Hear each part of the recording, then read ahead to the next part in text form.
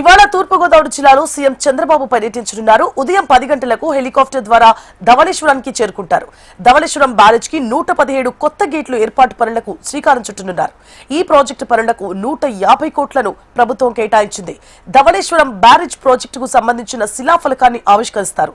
గేట్ల పునర్నిర్మాణ పనులను ప్రారంభించిన అనంతరం స్థానిక రైతులతో సీఎం ముఖాముఖి కానున్నారు.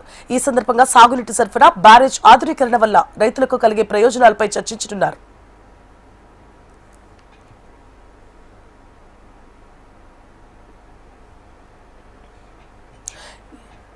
ఇవాళ సీఎం చంద్రబాబు తూర్పుగోదావరి జిల్లాలో పర్యటించనున్నారు. బ్యారేజ్ కి సంబంధించిన పనుల పురోగతిపై సమీక్షించనున్నారు.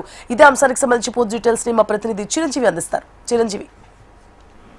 తూర్పుగోదావరి జిల్లా రాజమండ్రి రూరల్ ధవళేశ్వరం బ్యారేజ్ ఏదైతే ఆర్థర్ కాటన్ బ్యారేజ్ ఉందో ఆ బ్యారేజ్ యొక్క గేట్ల అభివృద్ధి పనులకు ముఖ్యమంత్రి చంద్రబాబు నాయుడు శ్రీకారం చుట్టనున్నారు. సుమారు 117 గేట్లు, అంటే మొత్తం 175 గేట్లలో 58 గేట్లు 2024-25లో కొంత పనులు పూర్తయ్యాయి త్వరితగతిలో. రెండోది సుమారు ఇప్పుడు 152 కోట్లతో, అంటే 117 పాత గేట్లను మరమ్మతులు చేయడం మరియు వాటి స్థానంలో కొత్త గేట్లు పెట్టడం, ఇతరితర వైర్లు, ఎలక్ట్రికల్ వర్క్లు, ఇలా అనేక పనులను అయితే కనుక వాటి అన్నిటిని రీప్లేస్ చేయనున్నారు. ముఖ్యంగా ఇది గోదావరి డెల్టాలో సాగునీటిలో ఇది ఉభయ గోదావరి, అంటే పశ్చిమ గోదావరి, తూర్పు గోదావరి జిల్లాలకు త్రాగునీరుకు ఈ ప్రాజెక్ట్ అయితే కీలకంగా మారిందనే చెప్పొచ్చు. ముఖ్యంగా 1947లో ప్రారంభమయ్యి ఈ ప్రాజెక్టు 1952లో పూర్తయింది.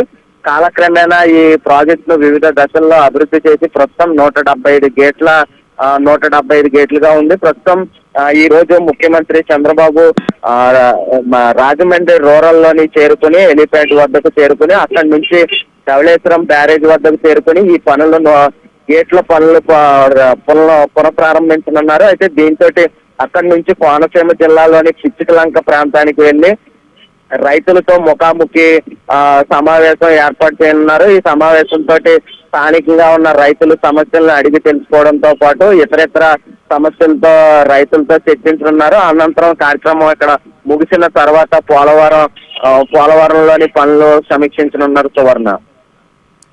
Thank you for the updates Chiranjeevi.